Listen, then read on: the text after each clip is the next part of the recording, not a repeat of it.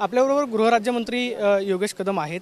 Sir, राज्यामधले जे पाकिस्तानी नागरिक आहेत आपण त्यांना महाराष्ट्राबाहेर जाण्यासाठी नक्की काय प्रक्रिया राबवतो, त्यांचं जे प्रोसेस आहे ते नक्की कशी असणार? नाही, केंद्राने ह्याच्यामध्ये काही गाईडलाईन्स दिलेल्या आहेत आणि शॉर्ट टर्म विजा ज्यांचा आहे त्यांना इमिडिएटली तिथे भारत सोडण्याकरता सांगितलं गेलेलं आहे।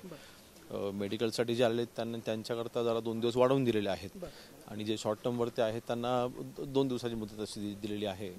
आणि जे लॉंग टर्म विजावरती आहेत त्यांना सध्या त्यांच्यावरती कुठली सध्या ही कारवाई नाही। सर, मात्र अनेक पाकिस्तानी नागरिकांचे जे विजावरती आलेले आहेत किंवा बेकायदेशीररित्या राहतात त्यांचा आपण नक्की शोध मोहीम जी आहे ती कशा पद्धतीने राबवतो? नाही, ती ऑलरेडी माहिती आपल्याकडे असतेच ना, त्यामुळे ते शोध मोहीम राबवण्याचा काही प्रश्न उद्भवतच नाही।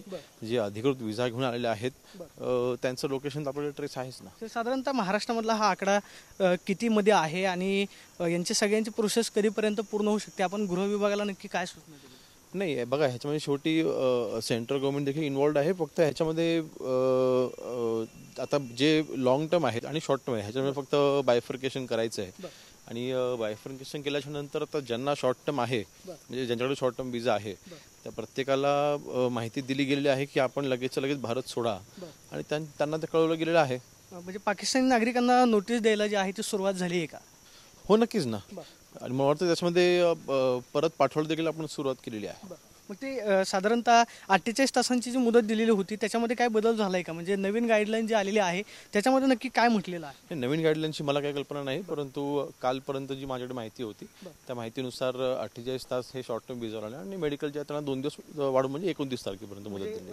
पुढच्या आठवड्यापर्यंत पाकिस्तानी नागरिक जे आहे ते महाराष्ट्रामध्ये राहणार? हो, 100%। आपण पाहतोय की जे पाकिस्तानी नागरिक जे आहे ते महाराष्ट्रामध्ये राहतात त्यांचं बायफर्गेशन जे आहे ते केलं जाईल।